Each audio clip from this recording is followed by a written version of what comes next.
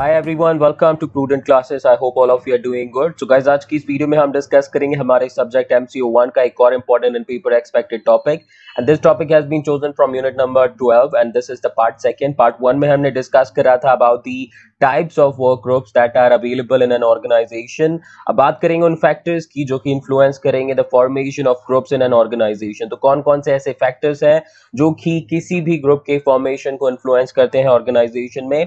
तो काफी important video है पेपर के पॉइंट ऑफ व्यू से, साथ ही साथ बहुत कुछ आपको सीखने को मिलेगा इस पर्टिकुलर वीडियो में। तो वीडियो एंड तक देखिएगा, बहुत ही जल्द से हम डिस्कस कर लेंगे सारे फैक्टर्स, और पेपर में अगर ये क्वेश्चन आता है आप अच्छे से अटेम्प्ट कर पाएंगे।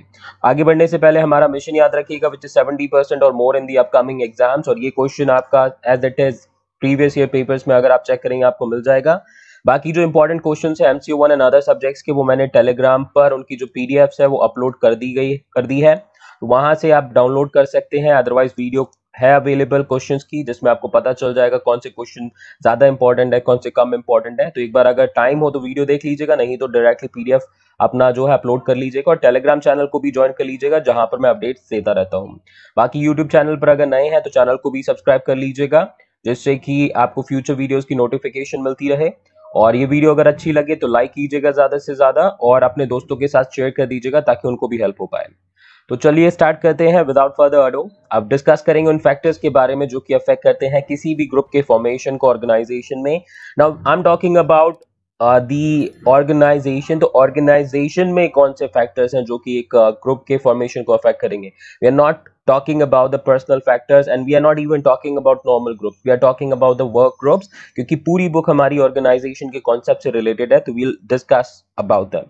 तो सबसे पहले हेडिंग डिस्कस करेंगे, तो we'll talk about 6 factors जो कि इन्फ्लुएंस करते हैं किसी भी वर्क ग्रुप के फॉर्मेशन को। तो let's talk about the factor number 1 which is related to psychological factors. तो बहुत सारे साइकोलॉजिकल फैक्टर्स हैं जो कि अफेक्ट करते हैं ग्रुप के फॉर्मेशन को। Next we have social factors, उसके बाद आते हैं security factors, then we have economic factors, उसके बाद है आपके कल्चरल फैक्टर्स, और आपका लास्ट में जो सबसे इंपॉर्टेंट है वो है proximity, interaction, interest and influence factors. तो ये 6 फैक्टर्स है जो कि आपको ध्यान में रखने हैं। एक बार फटाफट इनको रिकैप कर लेते हैं, याद रखिएगा हेडिंग्स, और डिटेल में आगे हम डिस्कस करने वाले हैं। तो सबसे पहले हमारे जो फैक्टर में आते हैं वो आते हैं साइकोलॉजिकल फैक्टर्स। तो अब जानेंगे आगे वीडियो में कि साइकोलॉजिकल फैक्टर्स क्या होते हैं, कौन कौन से होते हैं। फिर हमारे सोशल फैक्टर्स आते हैं, फिर सिक्योरिटी फैक्टर्स आते हैं, फिर इकोनॉमिक फैक्टर्स आते हैं, फिर कल्चरल फैक्टर्स है, और बाकी जो प्रॉक्सिमिटी यानी कि nearness, basically proximity, interaction, interest and influence किस तरीके से एक फैक्टर के तौर पर वर्क करते हैं to influence the formation of groups. तो आई होप ये हेडिंग्स आपको समझ में आ चुकी होंगी। Now let's talk about the factor number 1 जो कि है साइकोलॉजिकल फैक्टर्स। ओके, तो साइकोलॉजिकल फैक्टर सबसे पहले हम जानेंगे, जैसा कि आप देख सकते हैं स्क्रीन पर, कि जो साइकोलॉजिकल फैक्टर्स है वो बेसिकली साइकोलॉजिकल नीड्स पर डिपेंडेंट होते हैं। ठीक है, तो साइकोलॉजिकल नीड्स क्या होती हैं सबसे पहले उनको समझ लेते हैं, फिर आगे फर्दर पॉइंट को डिस्कस करेंगे। अगर आपको पता है साइकोलॉजिकल नीड्स क्या होती है तो आप कॉमेंट में लिख कर बताइएगा एक लाइन में कि साइकोलॉजिकल नीड्स क्या होती हैं आपके अकॉर्डिंग। नहीं पता तो कोई बात नहीं, pay attention and you learn about it. तो जैसा कि स्क्रीन पर आप देख सकते हैं, any need that is essential to mental health is known as psychological need. तो आपकी मेंटल हेल्थ के लिए जो भी नीड्स जरूरी होती हैं, ओके, कोई भी ऐसी नीड जो कि आपकी मेंटल हेल्थ के लिए इसेंशियल यानी कि इंपॉर्टेंट है, वो आपकी साइकोलॉजिकल नीड होगी। अब 4 बेसिक साइकोलॉजिकल नीड होती है किसी भी इंडिविजुअल की। वो होती है सबसे पहली द नीड फॉर अटैचमेंट, मतलब लोगों के साथ जुड़ना, चीजों के साथ अटैच होना, ये आपका क्या है, सबसे पहली साइकोलॉजिकल नीड है। दूसरी है द नीड फॉर कंट्रोल और ओरिएंटेशन, कंट्रोल, चीजों को कंट्रोल करना, ये भी बहुत सारे लोगों की नीड होती है। और ओरिएंटेशन की बात करूं यानी कि गोल होना चाहिए लाइफ में। अगर गोल नहीं होता तो आप थोड़ा सा डिटैच्ड फील करते हो, लेकिन गोल होता है तो उसके लिए आप वर्क करते हो, मेहनत करते हो, ये आपकी साइकोलॉजिकल नीड आती है। Need for pleasure, avoidance of pain, pleasure की अगर बात करूं तो आपको अगर कोई मूवी पसंद आती है तो आप पूरी मूवी देखते हैं, लेकिन वहीं पर बात करूं कि पढ़ाई करनी है और अगर आपको पढ़ाई पसंद नहीं है तो आप उसको अवॉइड करते हैं। तो प्लेजर को हम क्या करते हैं, जितनी भी एक्टिविटीज जिसमें प्लेजर मिलता है उनको करते हैं, जितनी भी एक्टिविटीज जिनमें पेन होने की हमारी पॉसिबिलिटी होती है उसको अवॉइड करते हैं। तो ये आपकी साइकोलॉजिकल बेसिकली फैक्टर है, साइकोलॉजिकल नीड है। आप पेन को अवॉइड करते हैं, प्लेजर को आप जितनी भी एक्टिविटीज में प्लेजर होता है उनको करते हैं। And last one we have the need for self enhancement, खुद को इम्प्रूव करना, खुद को ग्रो करना, ये भी बेसिकली साइकोलॉजिकल नीड होती है बहुत सारे लोगों की। ठीक है, तो साइकोलॉजिकल नीड क्या है, कोई भी ऐसी नीड जो हमारी मेंटल हेल्थ के लिए इंपॉर्टेंट होती है। मेंटल हेल्थ हमें पीसफुल रखने के लिए, हमें सेटिस्फाइड रखने के लिए जरूरी होती है, वो आपकी साइकोलॉजिकल नीड्स का पार्ट होंगी। चार बेसिकली हमने साइकोलॉजिकल नीड्स के बारे में पढ़ लिया। आई होप आपको ये कॉन्सेप्ट समझ में आया होगा। अब आगे बात करते हैं साइकोलॉजिकल फैक्टर्स के बारे में, किस तरीके से ये ग्रुप के फॉर्मेशन को अफेक्ट करते हैं। ओके, तो let's talk about them. So psychological factors की बात कर रहे थे, साइकोलॉजिकल फैक्टर्स की बात करें, लेट्स टॉक अबाउट क्या है, क्या पॉइंटर्स डिस्कस करें। Once an individual joins an organization, it becomes a psychological need for him to join a particular group of people within the department or organization whom he finds having the matching interest, attitude, personality, perception, etc.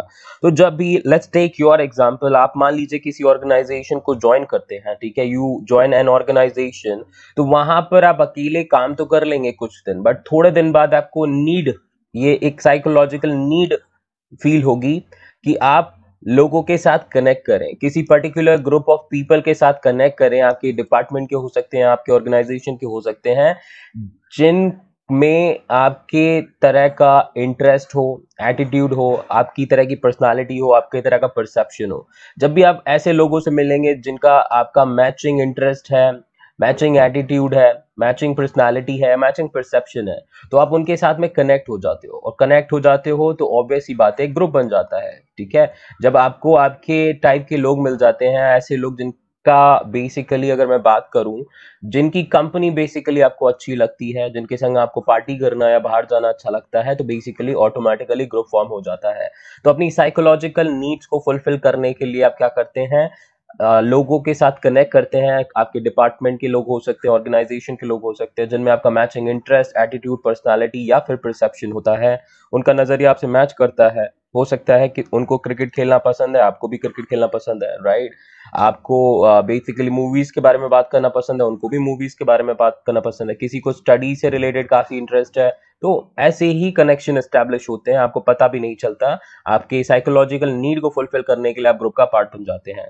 तो सबसे पहला point आपको समझ में आ चुका होगा, psychological needs जो है उनको फुलफिल करने के लिए जब भी आप किसी ऑर्गेनाइजेशन को ज्वाइन करते हो, नए भी होते हो, थोड़े दिन बाद आप ऑटोमेटिकली कुछ लोगों के साथ कनेक्ट हो जाते हो और एक ग्रुप को फॉर्म कर लेते हो। Okay, now let's talk about the second factor which we have, जो कि है सोशल फैक्टर्स। तो an individual forms a group in the organization to satisfy the social needs such as love, affection and care which he did not get after leaving his family। तो अपनी जब भी आप family को छोड़कर आते हैं, जॉब पर होते हैं, आधे टाइम अगर मैं बात करूं, आधे टाइम नॉर्मली कोई भी जॉब की बात कर ले तो 9 आवर्स की जॉब होती है, 9 आवर्स की जॉब हो गई, एटलीस्ट 8 आवर्स आप सोएंगे भी, ठीक है, 9 और 8 17 आवर्स तो आपके यहाँ हो गए। उसके बाद आपको 7 आवर्स बचते हैं, तो उसमें आपके और भी अदर टास्क होते हैं। तो सबसे ज्यादा टाइम एक एम्प्लॉय अपने ऑर्गेनाइजेशन को देता है। ओके, तो इस चीज को ध्यान रखिएगा, जब आप एक ऑर्गेनाइजेशन का पार्ट बनते हैं तो ऑटोमेटिकली कहीं ना कहीं आप ग्रुप एक बना लेते हैं जो कि आपकी सोशल नीड्स को फुलफिल कर सके। अब सोशल नीड्स होती हैं लव, अफेक्शन और केयर। ठीक है, लोग आपकी केयर करें, लोग आपको अफेक्शन दें, प्यार दें बेसिकली। तो ये चीज जरूरी होती है किसी भी इंडिविजुअल के लिए।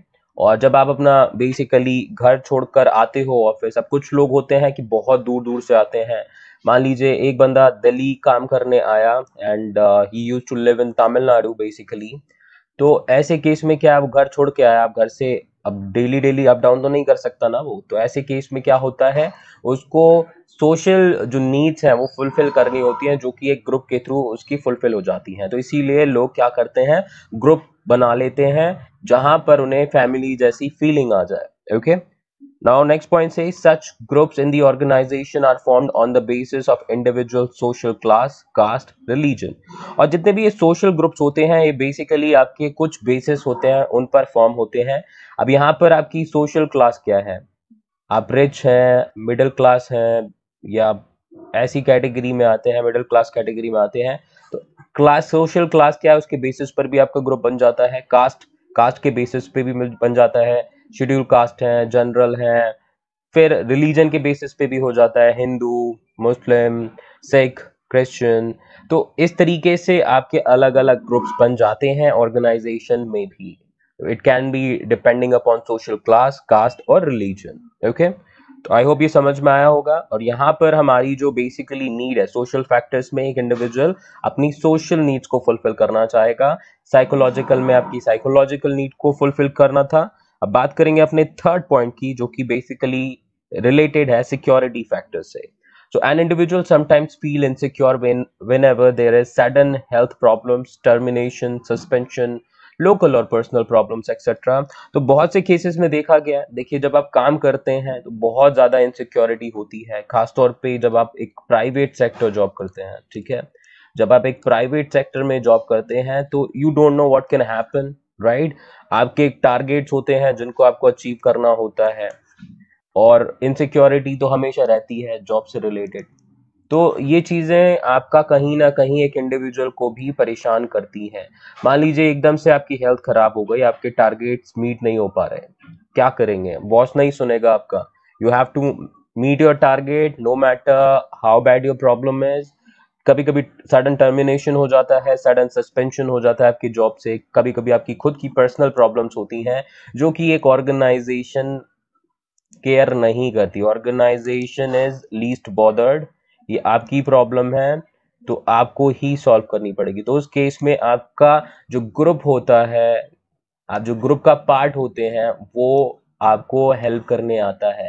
हेल्थ प्रॉब्लम हो गई, आपके दोस्त अच्छे हैं, आपने दोस्त बनाए, दोस्त कहता है ठीक है भाई कोई बात नहीं, तेरा काम मैं निपटा दूंगा। टर्मिनेशन या सस्पेंशन होता है, आपका जो ग्रुप मेंबर्स होते हैं, आपके जो फ्रेंड्स होते हैं, वो बेसिकली हेल्प करते हैं न्यू जॉब फाइंड आउट करने में। आपकी कोई पर्सनल प्रॉब्लम होती है उसमें भी आपके ग्रुप मेंबर्स जो हैं वो हेल्प करते हैं। तो ये सिक्योरिटी फैक्टर मिल जाता है जब भी आप एक ग्रुप का पार्ट होते हैं। ध्यान दीजिएगा, आप ग्रुप का पार्ट होते हैं तो लोग आपस में हेल्प करते हैं एक दूसरे की, right. Now, in order to deal with such insecurity, everyone likes to be in a group to feel secure and motivated at workplace.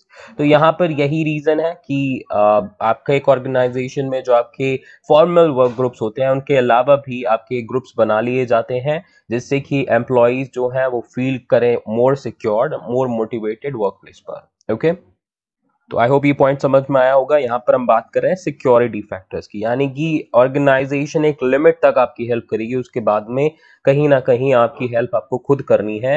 और ये इंसिडेंट्स कुछ है जहां पर आपको थोड़ा सा ग्रुप की हेल्प चाहिए। नाउ बात करेंगे इकोनॉमिक फैक्टर्स की। तो इकोनॉमिक फैक्टर्स आपका थोड़ा सा सिक्योरिटी फैक्टर से ही रिलेट कर सकते हैं आप। Now, when an individual works in an organization, he gets all types of economic incentives and benefits provided as per the company's rules and regulation.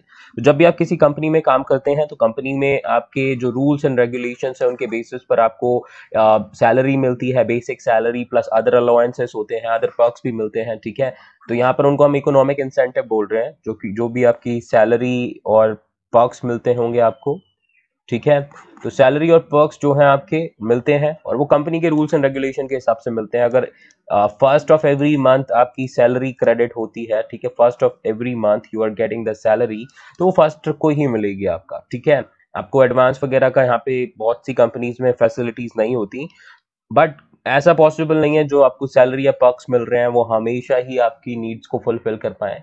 You know, sometimes those economic incentives and benefits cannot meet an individual's contingent or obligatory needs, such as money for marriage, medical care, house construction, etc. Okay.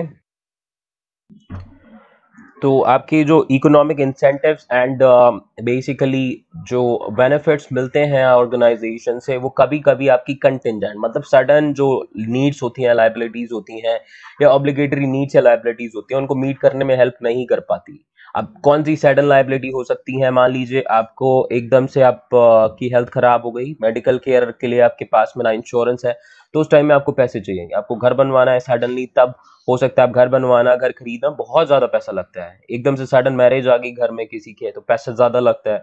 तो ऐसी चीजें होती हैं contingent और obligatory needs, जो कि basically fulfil आपके कभी कभी नहीं हो पाती कंपनीज के थ्रू, जो बेनिफिट्स या इंसेंटिव्स मिलते हैं।